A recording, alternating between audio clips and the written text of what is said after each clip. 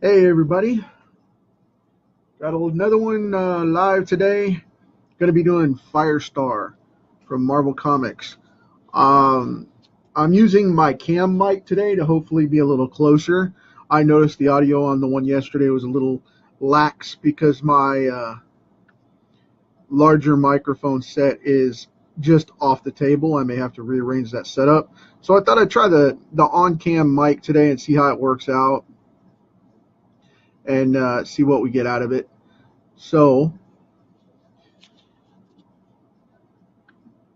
if you know this character, you might recognize her from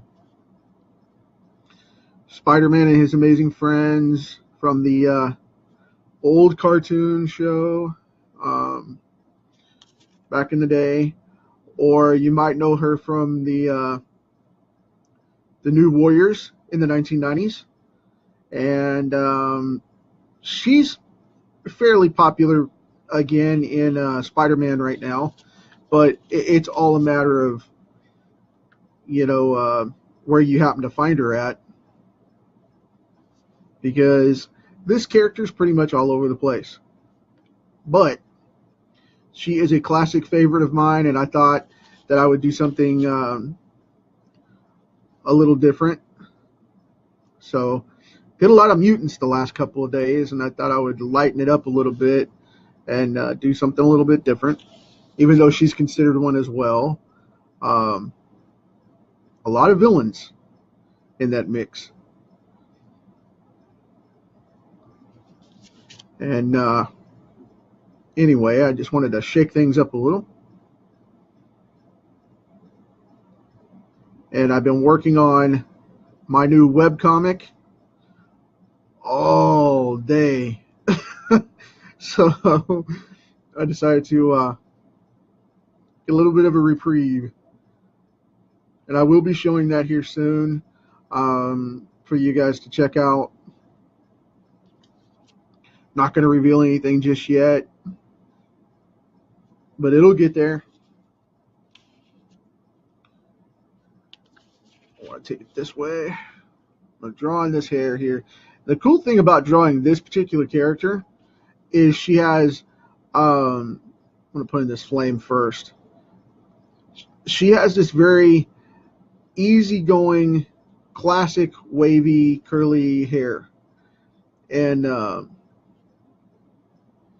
she could have been right out of Texas as far as because she's got that big classic Southern hair.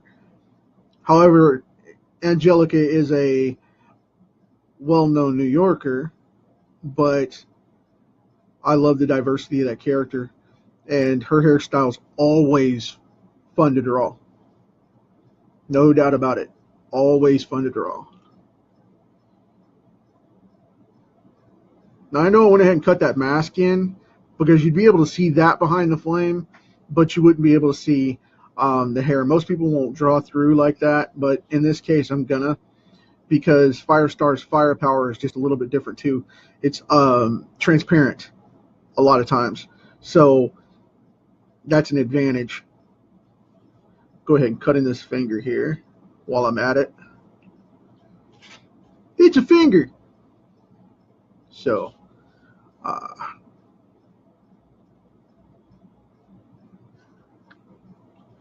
there is her very tiny and feminine thumb.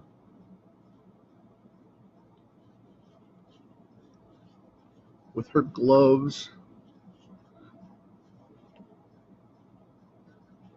Now, this one is going to be really cool because I love drawing females' hands. It's something that I've been working at a lot lately. And it used to be a weak point for me. I used to make their fingers blocky like a man's hand would be. And then I slimmed it down to where now I have more of a slender, feminine look instead of the beastie, gnarly fingers that I used to knock out. Which there's nothing wrong with doing a blockier style if that's your thing. And, it's still maybe something that later down the line I take a variation on. But as of right now, though, I wanted it to be very tiny, very feminine, have a youthful hand look, and that's pretty much what we got there. So, uh, so the final thing I say on that is, ta-da! um, I didn't go too far with this suit. I left it very retro, very simple. It is the classic yellow suit, and I won't go any further than that. You know, I didn't put in all the flames and all the black and the red and the yellow variations like some of them have in the modern versions. The Marvel Now version definitely has a different look. She even has a visor now instead of the traditional flare mask. So I just wanted to cut that out and leave it very retro. Like I said, just very classic. Because for me, I was a '70s kid. You know, I was little in the late '70s. I was uh, born in the late '70s, in fact, and you know, so I had the mid to late '70s to get that cartoon phase of, you know, that little kid out, and this show was prime when that was going on, and I had just all kinds of sparked influence by it. Loved Spider-Man and Iceman. And when I found out Iceman was originally part of the X-Men, I almost lost my marbles because I was like, no, he was Spider-Man friends first, man. But yeah, it messed me up for a little bit. But I found it really, really cool. And that's probably what turned me on to the X-Men, because of the fact that I remember going to the state fair. I was, oh, good Lord, maybe 4 or 5. I was a little kid. And I remember going to the state fair and taking pictures in front of big techs. And then when I came home, I got this comic book package. And they had, you know, kind of the safety kit type of deal that they were giving out. And at the time, it had Spider-Man and Amazing Friends, Save the State Fair, and it had a couple of X-Men books in it. And I think there was a DC one as well, but primarily it was Marvel safety messages kind of thing. And Spider-Man and the Amazing Friends were in one of those books, and then it crossed over into an X-Men book, and it had the original 5 X-Men in it, which had an Iceman crossover. And I was beside myself trying to figure out what was going on. I did not understand or comprehend that. Finally, I had it pointed out to me that he was an X-Men first. So, but childhood memories, right? But yeah, that's one of those things. Now I'm going to have her bangs go across the top of the mask on this side, and I'm going to have it peek through right here, just like that. Now the reason we do that is that's going to give it a little bit of an edging break to solidify the mask is under there. And then we'll make this one go back up off like that, and put another one right here.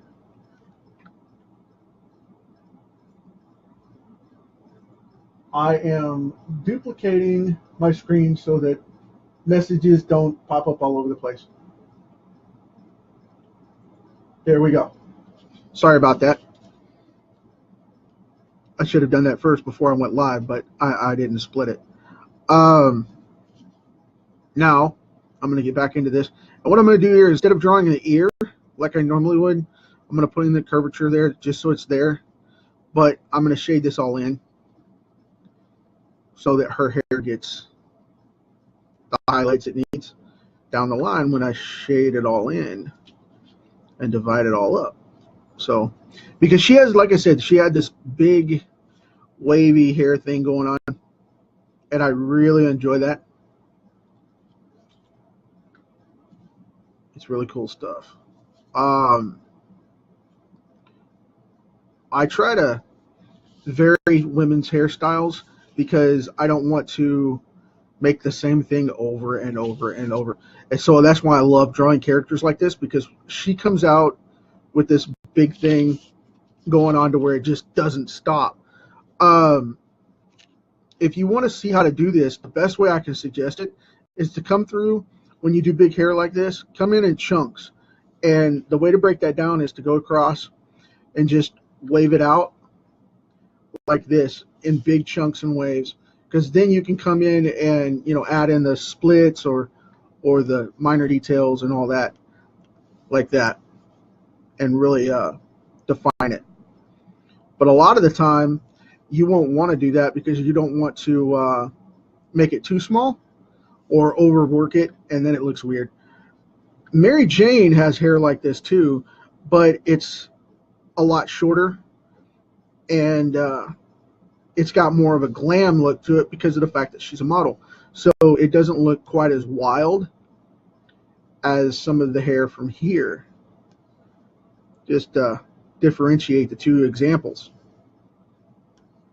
Because a lot of people don't realize, hey man, you can't just go draw hair and let it be. No, you got to put in a little finesse here and there, and also cross your hair sometimes. When these big segments like this, cross over because it'll give that ribbon effect, so it looks like it's twisting it.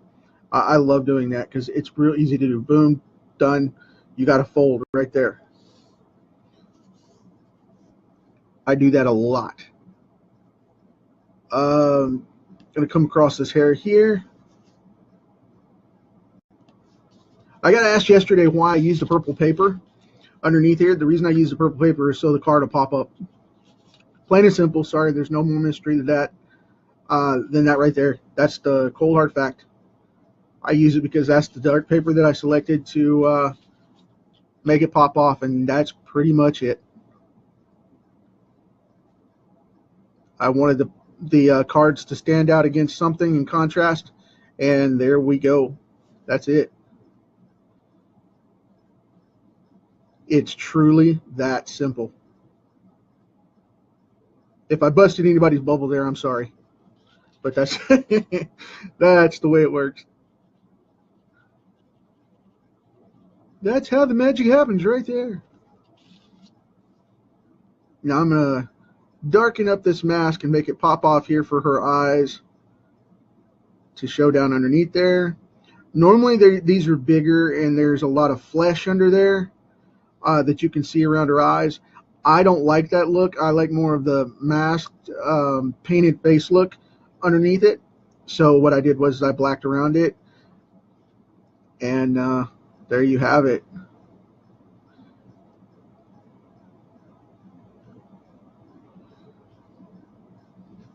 Now, to make her big blue eyes,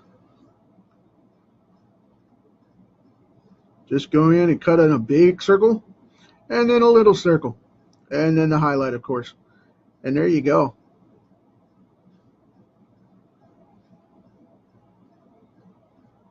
I've been very fortunate. That's one of the things that I get the most compliments on, and I love doing that, is making the expressive eyes pop off the page for you guys.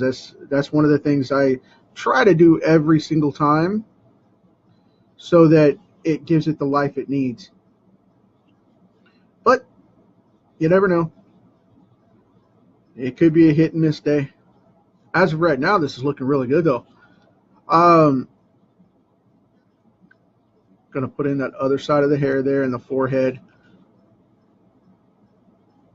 So if you want to be somebody that draws this kind of stuff, I say go all in or don't attempt it at all, because characters like this will eat you alive because there's so much charisma in the expression and the design itself. You got to make it a character look really sharp to put them in a red unitard with possibly red gloves given on the day, the red mask, and big huge hair, and make it stand out like that and make it look unique. It's a huge thing to make it work, and if you can do it and you practice and do all the work, you'll definitely nail it out. For me, it's old hat because I love doing characters like this.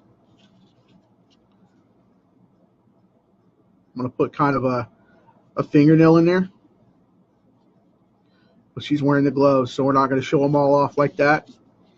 And even though she's got the fire in front of her, I'm still going to shade this out a little bit because I want the hair to have its own contrast, where sometimes it won't. Got some eraser stuff there where I was working on killing out some of the lines where I drew them in too hard. I don't want to draw it all in before you guys get on to see it happen. That's no fun. I want to keep these outlines simple. I cut back some of the overlines for the scribbles and stuff where I cut it in just to clean it up a little bit. And we're going to cut in all this hair. Even though she's a redhead, and I mean a bright, fiery redhead, I'm going to cut this in to where you guys can see some of the contrast here. Like this one right here, I would go against opposing that one, that last section, because it's up on the top, and I want it to pop off a little more and be a little deeper. So putting a shadow like that in there, and then going down on this side and cutting back this way, and then going ahead and shading that out, and then cutting in on this side.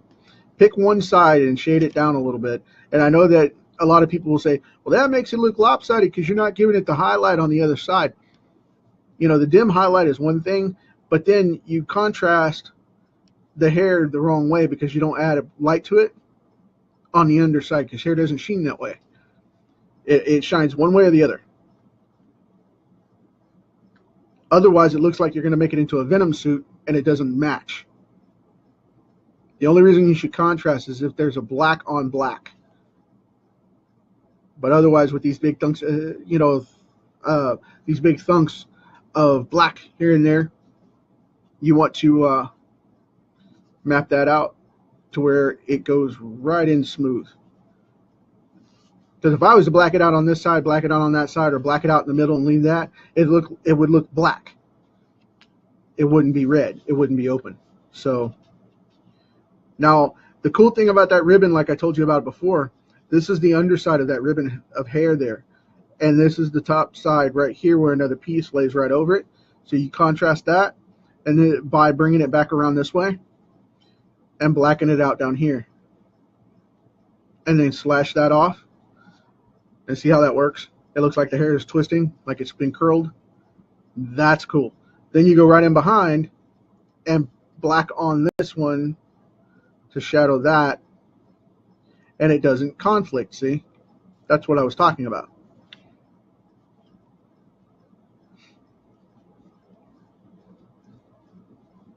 And see, like I said before, the only reason you should leave that highlight on there is if you're going against a black to contrast it. There you go. That's an example of that. I see people black it out all the time, and they just go in and hardcore black all over the place. Or if they have a colored hair, like this figure here would be red. I see people do this all the time and go in and just black it out all the time without leaving the edge for the highlights. And it looks overworked when you do that. You know, it's like, why would you have that? Well, what color is her hair? Well, it's light brown. Well, why is she all blacked out like it's going to be black? So, but anyway, I've seen a lot of comic people do that. And everybody has their own thing, you know. It's just, that's fine to use different methods and stuff. It's just don't black it out to the point where you can't see what's going on. So I'm going to put in this little ridge here, kind of a, like Jeff does with his work. J. Scott Campbell, as you guys probably know him. Just contrasting that just a little. He does a lot of that. And like this one right here, I came in and scribbled all across it here because I was going to have it all mapped out and whatnot. But we won't do that side. We'll leave it out. Ta-da! There you go. If I was going to grayscale this, I would leave that there and let that just ride as a shadow. But it's not, so we're not going to do that.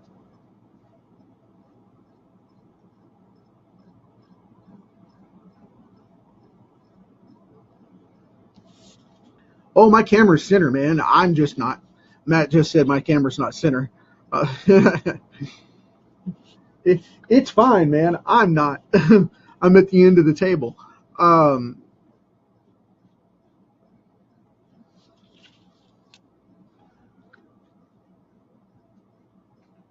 I'm taking a second here to read some of the comments to see what you guys are saying, so that I don't miss any questions. Because I don't want this. I want things to be interactive. I don't want you guys to worry about me not being here. Uh,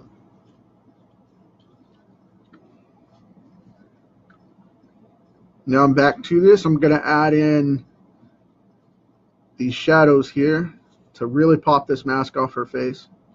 And that's all it takes, just a little undertone, and bam, there it is, right there. There you go.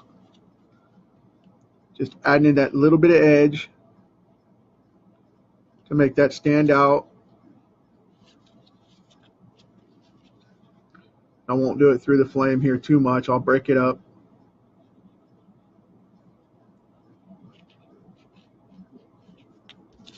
So that it still stands up.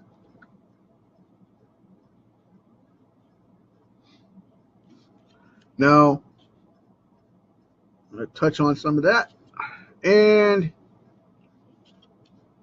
shadow this piece of hair right here, this little lock down here, like that. And one more back here.